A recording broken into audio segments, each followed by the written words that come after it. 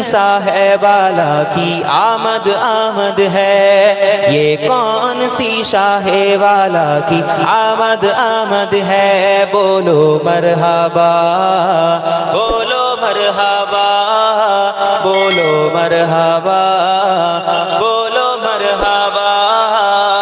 ये आज तारे ज़मीं की तरफ है क्यों माइल, ये आज तारे ज़मीं की तरफ है क्यों माइल, ये आसमां से पैगम है नूर क्यों साहिल, ये किस शहंशाह है वाला की आमद आमद है, ये कौन सी शाहे वाला की आमद आमद है। बोलो मरहबा, बोलो मरहबा, बोलो मरहबा, बोलो मरहबा। ये आज क्या है ज़माने ने रंग बदला है, ये आज क्या है ज़माने ने रंग बदला है, ये आज क्या है आलम ने ढंग बदला है, ये किस शहंशाह है वाला की आमद आमद है, ये कौन सी शाहे वाला की आमद आमद है। बोलो मरहबा, बोलो मरहबा, बोलो मरहबा, बोलो मरहबा, बोलो मरहबा, बोलो मरहबा, बोलो मरहबा, बोलो मरहबा। ये आज काहे की शादी है अर्श क्यों झूमा, ये आज काहे की शादी है अर्श क्यों झूमा, ये लब्बे ज़मीं को लब्बे आसमान यूं चूमा, ये किस शहंशाह है वाला की आमद आमद है, ये कौन सी शाहे वाला की आमद आमद है। बोलो मरहबा, बोलो मरहबा, बोलो मरहबा, बोलो मरहबा। रसूल उन्हीं का तो मुस्दा सुनाने आए हैं, रसूल उन्हीं का मुस्दा सुनाने आए हैं, उन्हीं का आने की खुशियाँ मनाने आए हैं, ये किस शहंशाह है वाला की आमद आमद है, ये कौन सी शाहे वाला की आमद। হযরত সুলাইমান আলাইহিস সালাম তিনার দরবারের দিকে রানী বলে চলো চলো আমরা সকলে মিলে বাদশা সুলাইমানের দরবারে যাব। রানী বিলকিস নিজের সমস্ত মানুষজনকে নিয়ে আর বাদশা সুলাইমানের দরবারের দিকে অগ্রসর হয়ে যায়। যখন অগ্রসর হয় বাকি আবার বাদশা সুলাইমানের দরবারে খবর পৌঁছে দেয়, ও নবী সুলাইমান আপনার দরবারের দিকে তো রানী আসছে, আপনার কাছে মনে হয় তওবা করবে, আপনার কাছে মনে হয় সেই আল্লাহর কাছে তওবা আল্লাহকে আল্লাহ বিশ্বাস স্থাপন করবে আর আপনার কাছে এসে হয়তো মুসলমান হয়ে যাবে। বাদশা শোনার সাথে সাথে বাদশা বলতে লাগে রানী বিলকিসের এত সুন্দর একটা রাজপ্রাসাদ আছে, এত সুন্দর একটা সিংহাসন আছে, আমি বাদশা আমি তাকে কোথায় বসার জন্য জায়গা দিব। বলার সাথে সাথে একজন জিন উপস্থিত ছিল, দাঁড়িয়ে গেল সাথে সাথে আর বাদশা সুলাইমানকে বলতে লাগলো, ও নবী সুলাইমান আপনি চিন্তা করবেন না, চিন্তা করবেন না, আপনি উপদেশ দেন, আপনি হুকুম করেন, আপনি হুকুম করার সাথে সাথে আমি সঙ্গে সঙ্গে তার কুরসি খানা আমি এনে আপনার দরবারে হাজির করে দেব। বাদশা বলে নবী বলে এই জিন বলো বলো তুমি কতক্ষণ সময় তোমার লাগবে তার কুরসি খানা তার চেয়ার খানা আমার দরবারে আনার জন্য। বলছে নবী সময় লাগবে কতটা আপনি জিজ্ঞাসা করছেন, আল্লাহ আমাকে ওই ক্ষমতা দিয়েছে। আল্লাহ কোরআনের মধ্যে ঘটনা বলছেন, আল্লাহ কত ক্ষমতা দিয়েছে তাদেরকে, না আপনি বসে আছেন, আপনি উঠে দাঁড়াবেন, এই মধ্যবর্তী সময় যেটা উঠে বসা থেকে দাঁড়াবেন, এই মধ্যবর্তী সময়ের মধ্যে আমি আপনার দরবারে এনে তার কুরসিখানা হাজির করে দেবো। জোরে বলেন না সুবহানাল্লাহ। বাদশা নবী সুলাইমান আলাইহিস সালাতু ওয়াস সালাম বলছে না, হবে না, আমি রাজি নই। কেন বাদশা? না, তারও আগেতে আমার চাই, তার সিংহাসনটা কেউ আনতে পারবে? ওই সময়তে আল্লাহ পাকের একজন মাহবুব বান্দা, একজন আলেম বান্দা, একজন জ্ঞানী বান্দা, হাক্কানি আলেম বাদশা সুলাইমান, নবী সুলাইমান আলাইহিস সালামের সামনে উপস্থিত হয়ে বলল, ও নবী সুলাইমান, হ্যাঁ আমি পারবো। কতক্ষণ সময় লাগবে? না, ও নবী সুলাইমান, আপনি নিজের চোখের পলকখানা ফেলবেন, এই ফেলা বন্ধ করা আর খোলা মধ্যবর্তী যে সময়, আমি ওই সময়ের মধ্যে আপনার দরবারে এনে সিংহাসন কুরসিটা হাজির করে দেবো। একবার জোরে বলুন সুবহানাল্লাহ। ঠিক আছে, যাও। বাদশার দরবারে এনে ওই আল্লাহওয়ালা ব্যক্তি, ওই আলেম বান্দাটা এনে হাজির করে দিয়েছে। রানী এসেছে, এসার পরেতে রানী বলছে, বাদশাহ আমাকে আপনি মাফ করবেন, আমার মধ্যে অহংকার ছিল, সেই অহংকারকে আমি ত্যাগ করে দিলাম।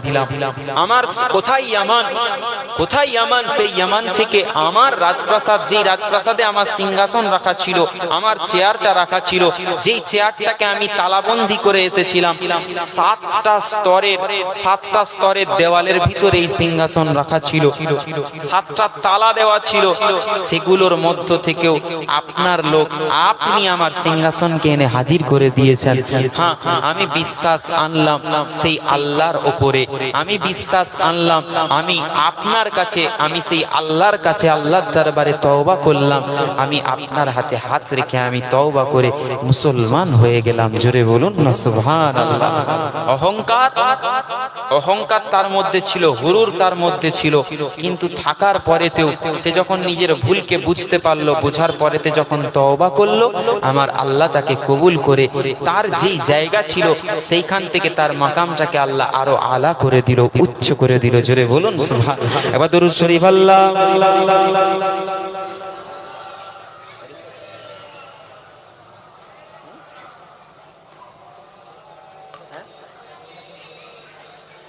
তুমি খেলা ये किस शहंशाह वाला की आमद आमद है, ये किस शहंशाह वाला की आमद आमद है, ये कौन सी शाह वाला की आमद आमद है। बोलो मरहबा, बोलो मरहबा, बोलो मरहबा, बोलो मरहबा। আপনারা বলেন না, बोलो मरहबा, बोलो मरहबा, बोलो मरहबा। আপনাদের আওয়াজ শুনে মনে হচ্ছে আপনারা ক্লান্ত খুব। আপনারা স্থানীয় না? আপনারা স্থানীয় তো? দূর থেকে তো ছুটে ছুটে আসেননি, একটু জোরে জোরে পড়েন না, পড়বেন? পড়লে বেশ ভালো লাগবে। আমি একা, আপনারা কি মনে মনে কি বলছেন যে হুজুর তোমাকে এনেছি টাকা দিব, আবার আমরা পড়বো কেন, এরকম বলছেন? নবীর উপরে নাত করছি, আপনারা পড়লে আপনাদেরও নেকি হবে, সব হবে। পড়বেন ইনশাআল্লাহ, ইনশাআল্লাহ বলেন না, আমার সঙ্গে পড়বেন। ये किस बोलो मरहबा, अल्लाहुम्मा सल्ली अला सय्यिदिना व अला आलि सय्यिदिना। মুসলমানি ছেলেরা, ও নবীর উম্মত উম্মতিরা, দয়ার নবী জানিয়ে দিলেন, অতএব অহংকার তাকাব্বুরি করা যাবে না। যেই ব্যক্তি অহংকার করবে আল্লাহ তাকে ধ্বংস করে দেবে।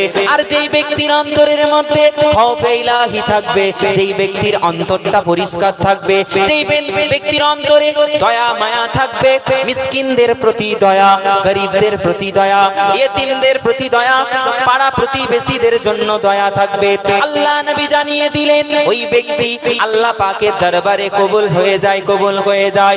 বান্দা, আয় আমার সাহাবারা, যদি আল্লাহকে খুশি করতে চাও, আল্লাহকে যদি রাজি করতে চাও, সর্বপ্রথম অহংকারকে বিলীন করে দাও আর অন্তরের মধ্যে খৌফে ইলাহি স্থাপন করো।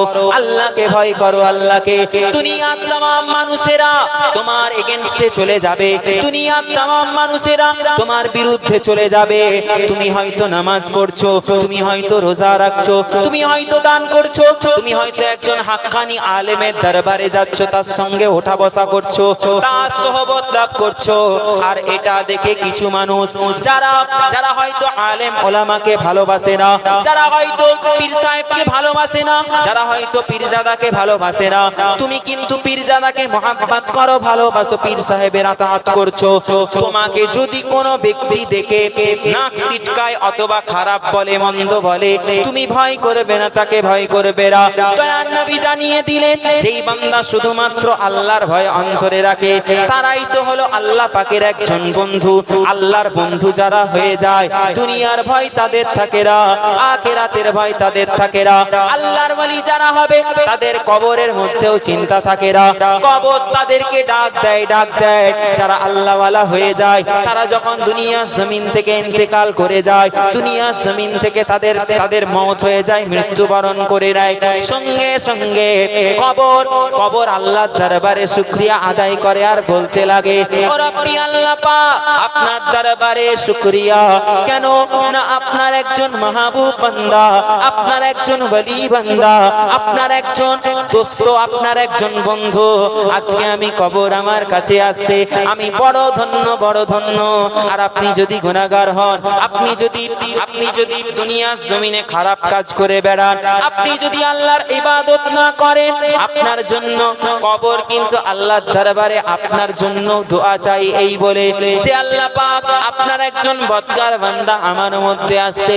বান্দা, আল্লাহ নবী জানিয়ে দিলেন, আল্লাহ নবীর দরবারে আয়েশা সিদ্দিকা রাদিয়াল্লাহু তাআলা আনহা বলতে লেগেছে, ইয়া রাসূলুল্লাহ, ইয়া হাবিবাল্লাহ, হুজুর আপনার পাক জবান থেকে শুনেছি আখিরাতের প্রথম ঘাঁটি হলো কবর। আল্লাহ নবী বলে, হ্যাঁ হ্যাঁ, কবর হলো আখিরাতের প্রথম ঘাঁটি।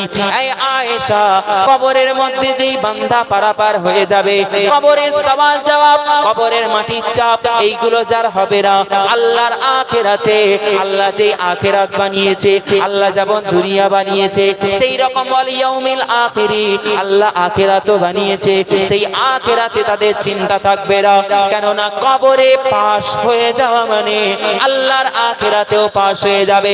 কঠিন বিচারের দিনেতে আল্লাহ নবী জানিয়ে দিলেন, কবরে যে পাশ করবে আর কঠিন বিচারের দিনেতে সেই উত্তাপের নিচেতে, সূর্যের উত্তপ্ত গরমের নিচেতে আল্লাহ তাদেরকে দাঁড় করাবে না। আল্লাহ তো ওয়াদা করেছেন, বান্দা তুমি যদি আমার হয়ে যাও, আমি আল্লাহ তোমার হয়ে যাব। ও নবীর উম্মত উম্মতিরা, যারা নবীর হয়ে গেছে, যারা আল্লাহর হয়ে গেছে, তাদের থেকে শিক্ষা নাও, তাদের দরবারে চলে যাও। তুমি শুধু মুজাদ্দিদে জামানের দরবারে যাও আর তুমি 5টা মিনিট হাত তুলে একটু আমিন আমিন বলে দাও। তুমি মনে করো হয়তো আমি প্রচুর দোয়া পেয়ে যাব, না না, আল্লাহর ওলিদের রুহানি ফায়েজ নেওয়ার জন্য, মুজাদ্দিদে জামানের রুহানি ফায়েজ নেওয়ার জন্য আল্লাহ ওয়ালাদের দরবারে চলে যাও। আল্লাহ ওয়ালাদের দরবারে গিয়ে তুমি মুজাদ্দিদে জামানের কবরের সামনে বসে বসে আধ ঘন্টা 1 ঘন্টা বসে বসে বসে বসে আল্লাহর কাছে তওবা করো, কুরআনুল কারীম তিলাওয়াত করো, আল্লাহ আখিরাতের জন্য, নিজের জন্য একটু দোয়া চাও, আর যারা চলে গেছে তাদের জন্য দোয়া চাও। আমার আখিরাত আল্লাহ ভালো করে দেয়, সেই জন্য রবের দরবারে কান্নাকাটি করো। রুহানি ফায়েজ এমনি পাওয়া যায় না। আর আজকাল আমরা মনে করি হুজুরকে মিষ্টি খাইয়ে দিলাম, হুজুরের বাড়িতে চলে গেলাম, দামি গাড়ি নিয়ে চলে গেলাম, হুজুর মনে হয় খুশি হয়ে যাবে, দোয়া করে দিবে, ঠিক না বল? খালি গেলাম দাদা হুজুরের মাজারে গিয়ে, আল্লাহ আল্লাহ আমার অমুক কাজটা করিয়ে দেন, আল্লাহ আপনার ওলি বান্দার ওসিলায়, মুজাদ্দিদে জামানের ওসিলায়, ব্যাস। আমাদের লোক ঢুকে গেছে, লোক। যেখানে আখিরাতের কথা চিন্তা করতে বলা হয়েছে, যেখানে দাঁড়িয়ে রাসূলুল্লাহ বলছেন কবরের কথা চিন্তা করবে, সেখানে দাঁড়িয়েও আমরা টাকার কথাই চিন্তা করি। কথা বলেন না, ঠিক কিনা? অথচ ওইখানে দাঁড়িয়ে বান্দা তুমি আস্তাগফার পড়ো, তুমি তওবা পড়ো, বারবার তওবা করো, আর নিজের চোখের পানি বেরোচ্ছে না, চোখ থেকে পানি পড়ছে না, কিন্তু কান্নার ভান করো, অন্তরটা তো কাঁদছে। অন্তর কাঁদালে বান্দার চোখ হয়তো বহিরাগত, বান্দা আজকাল আমরা দেখি বাইরের দিক, বাহ্যিক, মেয়েটা মনে হয় খুব সুন্দর দেখতে, কিন্তু আমরা ভিতরটা দেখি না। ভিতর আমাদের দেখার মতো চোখ নাই, কারণ আমাদের কলগুলো তো খারাপ হয়ে গেছে। আমরা দুনিয়াতে দেখবেন সমাজে ঘুষ বেড়ে গেছে, বাড়েনি? সুদ বেড়ে গেছে, বাড়েনি? ইমাম সাহেব বসে আছে, আমি যখন স্টেজে উঠলাম আমাকে বলছে বেয়াদবি মাফ করবেন। কেন? আপনি আমার থেকে বয়সে বড়। বলছেন না, আমি ইমাম সাহেব সামান্য। আরে বাবা, ইমাম সাহেবের কত মর্যাদা, ইমাম সাহেবের সম্মান নেই মানে? আমার থেকে বেশি ইজ্জত ইমাম সাহেবের আপনাদের মহল্লা। কি বলেন মিয়া, এই কথা ঠিক না ভুল? কিন্তু আমরা দিই না, কারণ আমরা শুধু মনে করি ফুরফুরা দরবার শরীফ থেকে আজকে হুজুর কেবলা এসেছে, আজকে হুজুর পীরজাদা হুজুর আসছে, মেদিনীপুর থেকে একজন হুজুর আসছে, মনে হয় তারাই দুটো একটা কোরআনের আয়াত বলবে, দুটো একটা হাদিস শুনিয়ে দিবে, একটু ওয়াজ করে দিবে, নবী রাসূলদের কথা বলবে, আল্লাহর ওলিদের কথা বলবে, ব্যাস। এটা শুধু তাদেরই দায়িত্ব, আমাদেরকে কোরআন না পড়লেও হবে, দাদা হুজুরের ওসিয়তনামা না পড়লেও হবে, দাদা হুজুরের জীবনী না পড়লেও হবে, আল্লামা হুজুরের জীবনী না পড়লেও হবে। দায়িত্ব তো আমাদের।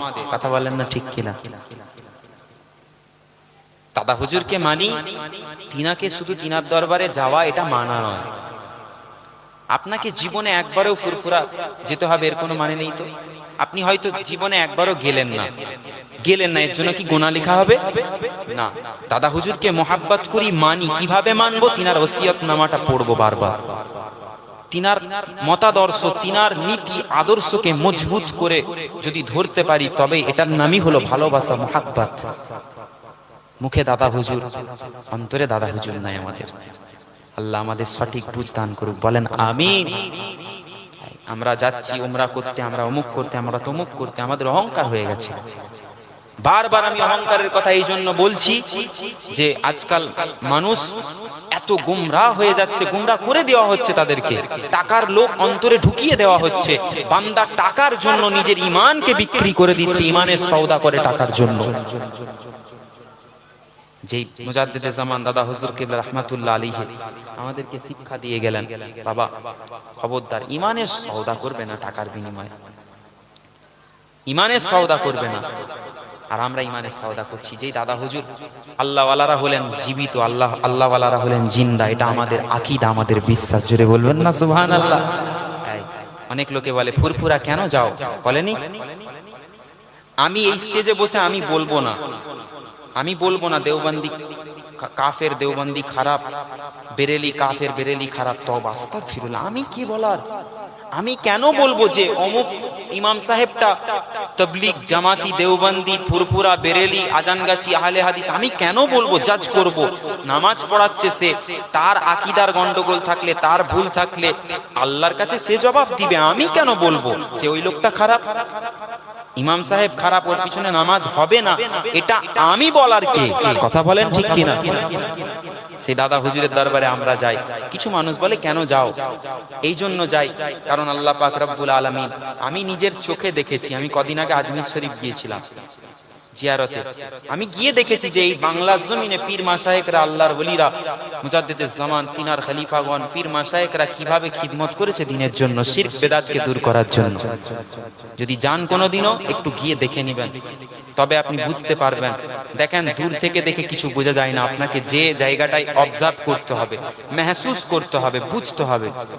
আপনি না হলে বুঝতে পারবেন না দাদা হুজুর কে ছিলেন, পাঁচ হুজুর কে ছিলেন, আল্লাহর ওলিরা কে ছিলেন, মুস্তাফা মাদানী রাহমাতুল্লাহ আলাইহি কে ছিলেন, বুঝতে পারবেন। তো আমরা যাই, কিছু মানুষ বলে কেন যাস? এই জন্য শায়ের বলছেন, সব বলতে হ্যাঁ ক্যা হ্যায়, সব পুছতে হ্যাঁ ক্যা হ্যায় ফুরফুরা শরীফ মে, সব বলতে হ্যাঁ ক্যা হ্যায় ফুরফুরা শরীফ মে, आका का मोजेजा है ফুরফুরা শরীফ মে।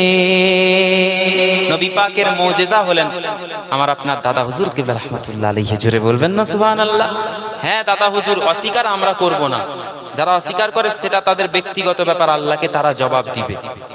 আল্লাহর রাসূল এসেছিলেন ফুরফুরা দরবার শরীফের জমিনে, এসেছিলেন তিনার সাহাবীদেরকে নিয়ে। এটা আমরা বিশ্বাস করি, এটা আমাদের ঈমান, আমাদের ইয়াকিন, আমাদের বিশ্বাস। জোরে বলুন সুবহানাল্লাহ।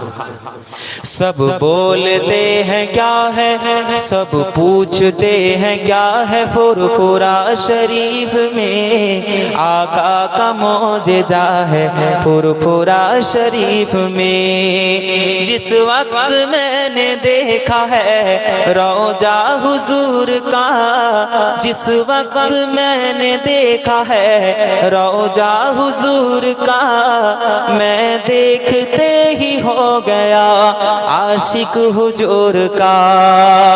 जिस वक्त मैंने देखा है माज़ार हुजूर का, मैं देखते ही हो गया आशिक हुजूर का। मेरे हुजूर का मज़ार है, मेरे हुजूर का मज़ार है, फुरफुरा शरीफ में आका का मौजज़ा है, फुरफुरा शरीफ में। जरे बोलें ना सुभान अल्लाह, ईमानी आवाज बोलें ना सुभान अल्लाह। झूठा जो इसमें देखे तो झूठा दिखाई दे, सच्चा जो इसमें देखे तो सच्चा दिखाई दे। झूठा जो इसमें देखे तो झूठा उसे लगे, सच्चा जो इसमें देखे तो सच्चा उसे लगे।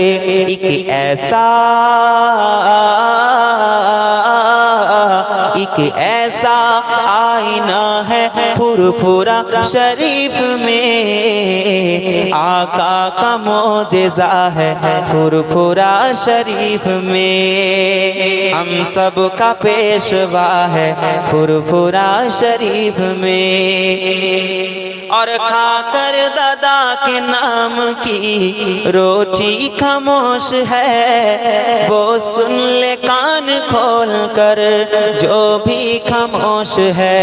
खाकर दादा के नाम की रोटी खामोश है, वो सुन ले कान खोल कर जो भी खामोश है। चिड़िया भी बोलता है फुरफुरा शरीफ में, आका का मौजज़ा है फुरफुरा शरीफ में। हम सब का पेशवा है फुरफुरा शरीफ में। सब बोलते हैं क्या है, सब पूछते हैं क्या है, फुरफुरा शरीफ में आका का मौजज़ा है फुरफुरा शरीफ में। आका का मौजज़ा है फुरफुरा शरीफ में। अल्लाहुम्मा सल्ले अला وعلى آل سيدنا।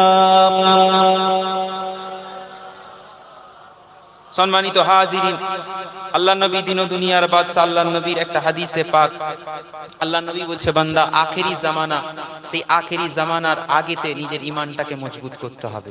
এক নাম্বার গেল নিজের অহংকারকে শেষ করে দিতে হবে। দুই নাম্বার হলো সাদকা করতে হবে, সাদকা। তিন নাম্বার হলো আল্লাহ নবী বলছেন ইবাদত করতে হবে। ইবাদতটা কিভাবে করবে না, ইবাদতটা যখন করবে অন্তত খেয়াল রাখবে যে এই ইবাদত দুনিয়ার মানুষকে দেখানোর জন্য নয়, আল্লাহকে খুশি করার জন্য করছি। কাকে খুশি করার জন্য? জোরে বলেন।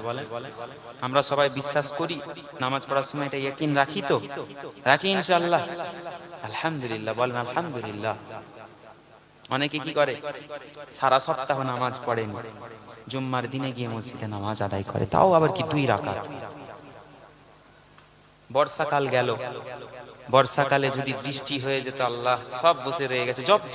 আল্লাহ যদি প্রতি জুম্মায় এরকম বৃষ্টি দিয়ে দেয়, ব্যাস তখন 2 রাকাত পড়া আপনার বেরিয়ে যাবে।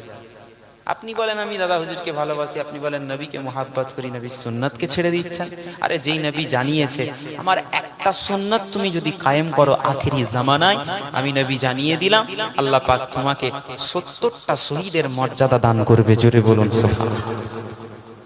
তুমি আমার সুন্নাত আদায় করবে, যখন আমার দরবারে তুমি আসবে, আয় আল্লাহর বান্দা, আল্লাহ নবী বলছে যখন আমার উম্মতিরা আমার দরবারে আসবে, আমার রওজার দিকে তাকাবে, সিজদা করা হারাম। সিজদা করা কি? আল্লাহ ছাড়া কাউকে সিজদা করা। যদি আল্লাহ মনে করে কেউ সিজদা করে, এটা শিরক। এটা কি? আল্লাহর সাথে শরীক করলো, এটা শিরক। এই গুনার মাপ আল্লাহ করে না, এই গুনার কোনো মাপ নেই। আর যদি কেউ বলে যে না আমি তাজিমি সিজদা করছি, এটা হারাম। এটা কি? জোরে বলেন, বলেন না। সিজদা করা চলবে না? চলবে না। এক শরীয়ত ছিল, সেই শরীয়ত নবী আসার পর আল্লাহ লিপিবদ্ধ করে দিয়েছেন, কোরআন দান করেছেন। শরীয়তের গণ্ডির বাইরে আমাদেরকে গেলে চলবে না। নবীর দরবারে সাহাবায়ে কিরামরা এলেন, এসে বললেন ইয়া রাসূলুল্লাহ, আমরা অমুক জায়গায় গিয়েছিলাম, গিয়ে দেখলাম একজন বাদশা, যেই বাদশাকে তার প্রজারা সিজদা করে। আল্লাহ নবী তখন বললেন তোমরা কি চাও? কেন আমাকে এই কথা বলছো না ইয়া রাসূলুল্লাহ? ওই বাদশার থেকে তো আপনার মর্তবা বেশি, আপনি তো বাদশাদের বাদশা, আপনি তো সুলতানের সুলতান, আপনার থেকে বড় রাজা বড় বাদশা তো কেউ নেই। আল্লাহ আপনাকে দিন দুনিয়ার বাদশা বানিয়েছে। জোরে বলুন না সুবহানাল্লাহ। ইয়া রাসূলুল্লাহ, আপনাকে সিজদা করতে চাই। আল্লাহ নবী বললেন শোনো, খবরদার, আমি নবী এখন জীবিত আছি, আমি নবী হায়াতে আছি, তোমাদের সামনে আছি। আমি নবী যখন ইন্তেকাল করে যাব, আমার রওজায় গিয়ে, আমার কবরের কাছে গিয়ে, কবর মোবারকেও তোমরা সিজদা করবে না। মাথায় রাখবে, সিজদার যোগ্য একমাত্র হলেন আল্লাহ। জি আল্লাহ হলেন হু আল্লাহু আহাদ আল্লাহুস সামাদ লাম ইয়ালিদ ওয়া লাম ইউলাদ ওয়া লাম ইয়াকুল লাহু কুফুয়ান আহাদ। জি আল্লাহ এক, একমাত্র তিনিই হলেন সিজদার উপযুক্ত। আমি রাসূল, আমাকে সিজদা করবেন, এটা শিরক, এটা হারাম। অতএব যেই বান্দা শিরক করবে, ওই বান্দার দিকে আল্লাহ নবী বলেন রহমতের দৃষ্টিতে আল্লাহ তাকাবেন না। ওই বান্দার আসল ঠিকানা হলো জাহান্নাম। আল্লাহ কিছু কিছু বান্দা, দুনিয়াতে এত বান্দা রয়েছে, আল্লাহ কিছু কিছু বান্দার ক্ষেত্রে আল্লাহ বলেছেন যে যদি কেউ খারাপ কাজ করে, যদি কেউ জেনা করে, যদি কেউ হারাম খায়, যদি কেউ ইসলামকে নিয়ে ছিনিমিনি খেলে, ইসলামকে ছোট বড় কথা বলে, আমি নবী আমার সুন্নতকে নিয়ে উল্টো পাল্টা কথা বলে, আমার সুন্নত পালন করে না, আলাদা ব্যাপার। তুমি নবীর সুন্নত আদায় করছো না, আলাদা ব্যাপার, তোমার গুনাহ হচ্ছে না। তুমি আদায় করলে আল্লাহ শহীদের মর্যাদা দিবে, আল্লাহ নেকি দান করবে, সওয়াব দিবে। কিন্তু তুমি যদি সুন্নত, হয়তো সুন্নত নামাজ তুমি পড়লে না, ছেড়ে দিলে, তুমি বঞ্চিত হলে নেকি থেকে। কিন্তু নবী বলছেন যে আমার সুন্নতকে নিয়ে মুখে বলবে আমি নবীর সুন্নতকে মানছি, আমার সুন্নতকে মানছে বলে আবার ভেতরে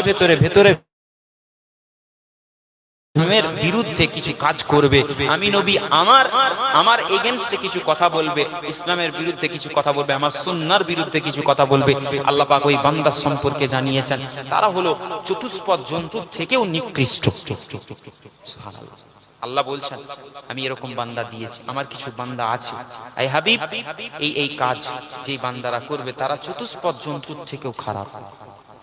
আল্লাহ নবী মুসা আলাইহিস সালাম, তিনার জামানায় একজন মস্ত বড় আলেম ছিল, যার নাম হলো বালআমে বাউরা। সেই বালআমে বাউরা সে এত বড় আল্লাহওয়ালা ছিল, সে ছিল মুস্তাজাবুদ দাওয়া, দোয়া করতো আল্লাহর দরবারে কবুল হয়ে যেত। সেই বালআমে বাউরা মুসা নবীর বিরুদ্ধে যখন আল্লাহর দরবারে হাত তুললো, কেন তুললো না, বনু ইসরাইলের লোক এসে বলল তার বিবিকে যে আপনার স্বামী বালআমে বাউরাকে বলেন তিনি যেন মুসার বিরুদ্ধে দোয়া চাই, কারণ তার দোয়া কবুল হয়ে যায়, মুসা যেমন ধ্বংস হয়ে যায়, বরবাদ হয়ে যায়। কারণ মুসা যেই দ্বীনের প্রচার করছে, যেই প্রভুর প্রচার করছে, সে বলছে নাকি আল্লাহই দুনিয়া বানিয়েছে, আল্লাহর ইবাদত করতে হবে, এই গাছপালার ইবাদত, সূর্যের ইবাদত, নদীর ইবাদত, পাথরের ইবাদত এগুলো করা যাবে না, এক আল্লাহর ইবাদত করতে হবে। অতএব আমরা তো সেই আল্লাহকে দেখিনি, না দেখে কিভাবে তার ইবাদত করব? আজও দুনিয়াতে কিছু মানুষ আছে যারা বলে তোমরা দেখোনি ইবাদত করছো কেন? না, আমরা দেখিনি, কিন্তু আমাদের নবী দেখে এসেছেন। সুবহানাল্লাহ বলেন না। আরে আদম নবী বলেননি হু আল্লাহু আহাদ, মুসা নবী বলেননি হু আল্লাহু আহাদ, ঈসা নবী বলেননি হু আল্লাহু আহাদ। কোন নবী বললেন না যে আল্লাহ এক, কারণ দেখেনি তো বলবে কিভাবে আল্লাহ এক। কিন্তু আমার আপনার নবী মেরাজ থেকে এলেন, এসে আবু বকর সিদ্দিককে বললেন, বাবা আবু বকর, আমি 7 তবক আসমান পাড়ি দিয়ে আল্লাহর জান্নাত দেখেছি, জাহান্নাম দেখেছি, আমি সিদরাতুল মুনতাহায় গিয়েছি, আমি সেই বিশাল গাছ দেখেছি, লক্ষ্য করেছি। আমি রাসূলুল্লাহ, আমার জন্য আমার আল্লাহ 70,000 নূরের পর্দাকে সরিয়ে দিয়েছি। আমি 70,000 নূরের পর্দা সরে গেছে, আল্লাহ সরিয়ে দিয়েছেন। আমি আল্লাহর সঙ্গে বসে কথোপকথন করেছি। সেই আল্লাহ হলো এক, হু আল্লাহু আহাদ। জোরে বলুন না সুবহানাল্লাহ। অতএব নবী জানিয়েছেন, আমরা আমাদের বিশ্বাস, আমার নবী যেটা বলেন সেটাই আল্লাহর কথা। আমার নবী যেটা করেন, আল্লাহ বলছেন তোমরা নবীর ভুল ধরো না, কারণ নবী যেটা বলেন, নবী যেটা করেন সেটা আমি আল্লাহ, আমি নবীকে হুকুম করি, আমি করিয়ে থাকি। জোরে বলুন সুবহানাল্লাহ। দোয়া চাইলো, বরবাদ করে দাও। যখন নবীর বিরুদ্ধে দোয়া চাইলো, আল্লাহর দ্বীনের বিরুদ্ধে চলে গেল, দোয়া চাইতে শুরু করলো। কিন্তু তার আগে, দোয়া চাওয়ার আগেতে সে কিন্তু ছিল একজন প্রকৃত ইমানদার, ইমান মজবুত ছিল। কত ইমান মজবুত! কোন মানুষের যদি ব্যাধি হতো, রোগ হতো, এসে তার সামনে বলতো একটু দোয়া করেন, হাত তুলতো, দোয়া চাইতে দেরি আল্লাহ ওই বান্দার রোগকে ভালো করে দিত। জোরে বলুন মুস্তাজাবুদ দাওয়া, এটাকে বলা হয় মুস্তাজাবুদ দাওয়া। দোয়া চাইছে, কবুল। তো যখনই দোয়া চেয়েছে মুসা নবীর বিরুদ্ধে, আল্লাহ বলছে তুই এত বড় বদমাইশ, তুই মুসা নবীর বিরুদ্ধে যাস, আমি আল্লাহ মুসাকে কেন বরবাদ করব, মুসাকে কেন ধ্বংস করব? আমি আল্লাহ মুসাকে বরবাদ নয়, তোকেই বরবাদ করে দিলাম।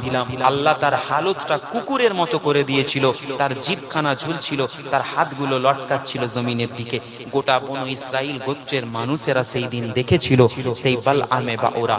আজও কিতাব খুলে দেখে নাও, সেই বালআমে বাউরা ইতিহাসটা পড়ে দেখে নাও। অতএব আলেম ওলামাকে সম্মান করতে হবে। মুফতি, মাওলানা, আলেম, পীরজাদা, পীর সাহেব, আল্লাহর ওলিদেরকে ইজ্জত করতে হবে, সম্মান করতে হবে, তাদের বিরুদ্ধে বলা চলবে না। আরে যাদের সম্পর্কে আল্লাহ বলছেন যে আমি আল্লাহ পাক, যদি তুমি আমার ওলির বিরুদ্ধে যাও, ওলির শানে গুস্তাখি করো, আমি আল্লাহ তোমার সাথে জিহাদ ঘোষণা করলাম। যেই আল্লাহ তোমার সাথে জিহাদ করতে চায়, আর তুমি বান্দা হয়ে আল্লাহর সাথে পারবে না লড়ে, বান্দা সাবধান হয়ে যাও।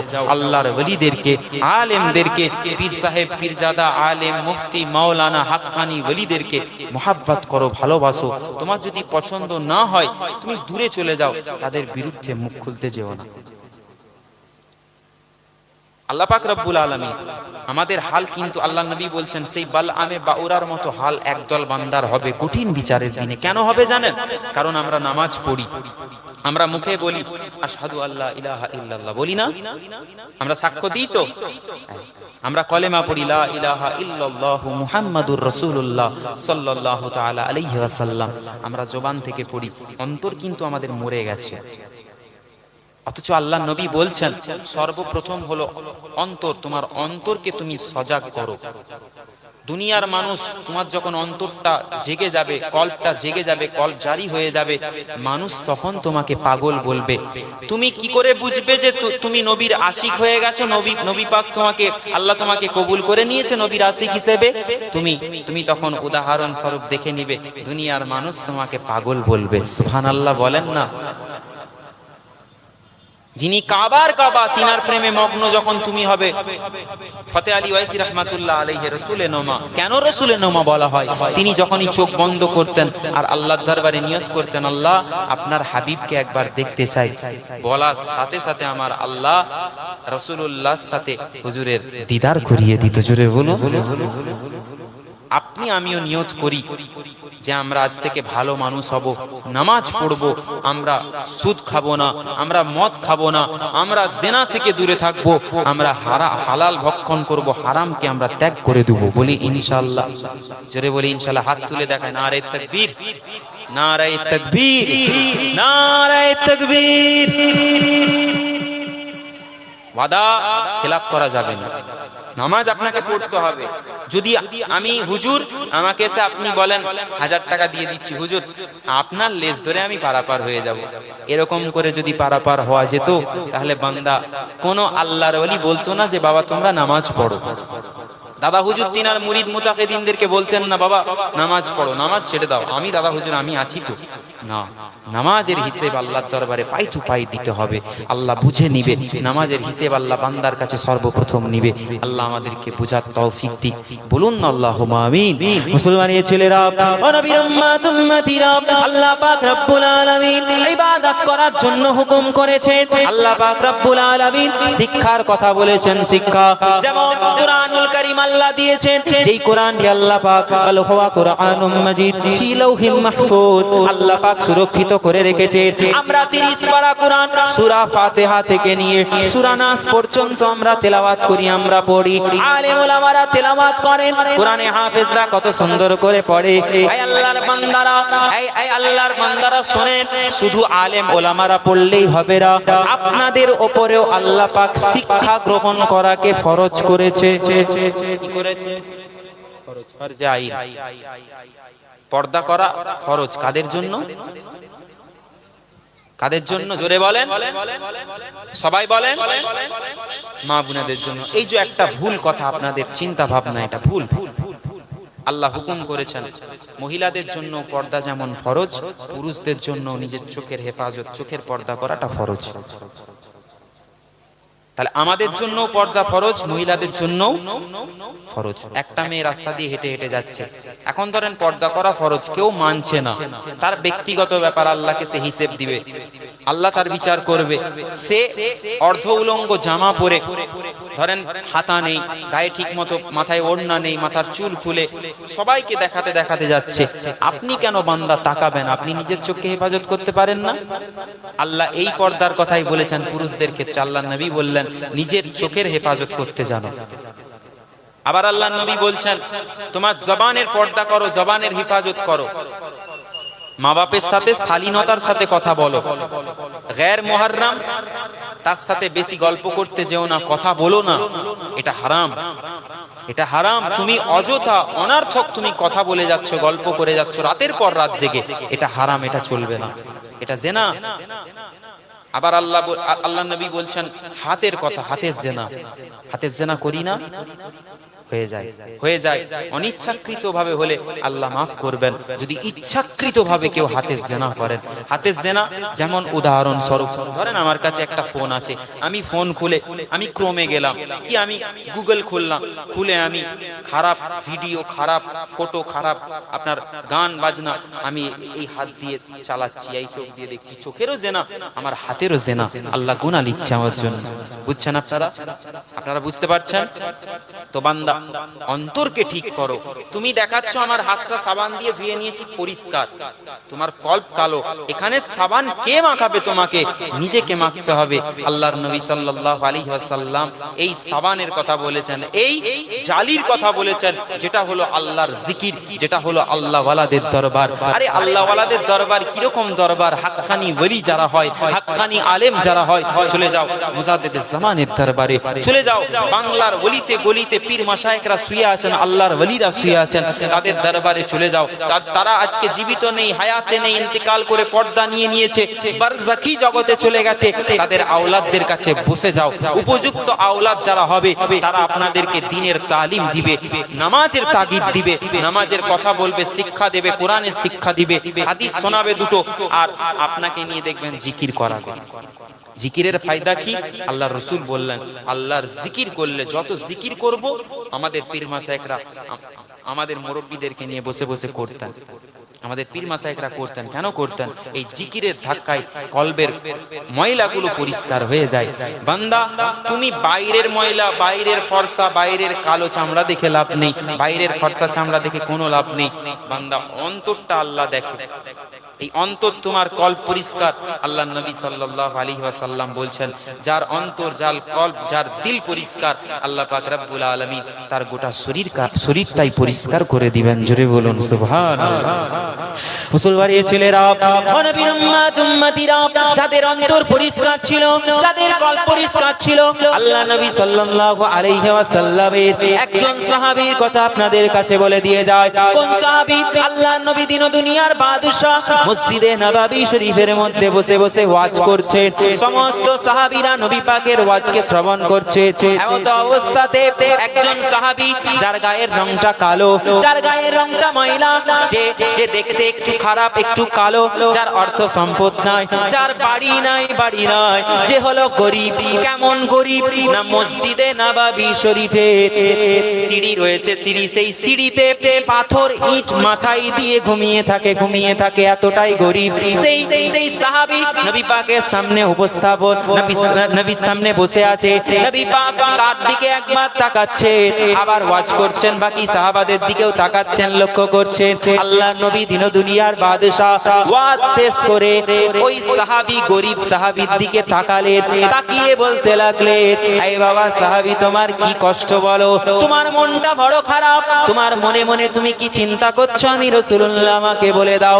তুমি যদি নাও বলো, আমার আল্লাহ পাক তোমার মনের খবরটা আমার আল্লাহ নবী আমাকে বলেছে, আমাকে জানিয়ে দিয়েছে। মন খারাপ করো না, দিলকে খারাপ করো না, অন্তরে কষ্ট পেও না। দুনিয়া জমিনে তোমার সঙ্গে কেউ মেলামেশা করে না, তোমার সঙ্গে কেউ উঠা বসা করে না, তোমার কথা কেউ শোনে না, তুমি ঠিক মতো খাবার খেতে পাও না, তোমাকে কেউ খেতে দেয় না। কিন্তু আয় আল্লাহর বান্দা, আয় আমার সাহাবী, শোনো শোনো, তোমার হয়তো দুনিয়াতে কেউ নাই, তুমি মনে করছো তুমি একা। না না, আমি রাসূলুল্লাহ জানিয়ে দিলাম, যখন আমি দিনের দাওয়াত দিতাম, আমি যখন কলেমার প্রচার করতাম, আমি যখন তায়েফে গিয়ে প্রচার করতাম, আমি রাসূলুল্লাহ, আমার সঙ্গে কেউ ছিল না, আমি একা একা গিয়ে আল্লাহর কথা তাদেরকে শোনাতাম, কলেমার কথা বলতাম, আল্লাহর দ্বীনের কথা বলতাম, কোরআনের কথা বলতাম।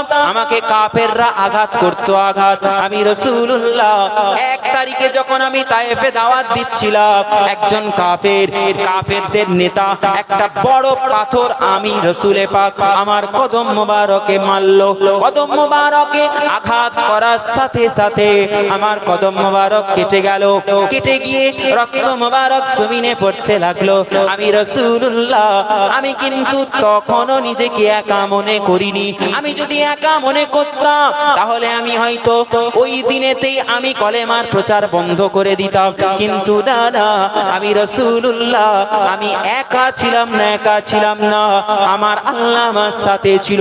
আল্লাহ জানিয়েছে, বান্দা তুমি যদি আমার হয়ে যাও, বান্দা তুমি যদি আমার বন্ধু হতে পারো, তুমি যদি আমার সামনাসামনি আসতে পারো, আমার নিকটে চলে আসতে পারো, আমি আল্লাহ জানিয়ে দিলাম, তাম দুনিয়ার মানুষ তারা হয়তো তোমার বিরুদ্ধে চলে যাবে, তোমাকে একা করে দেবে, একা।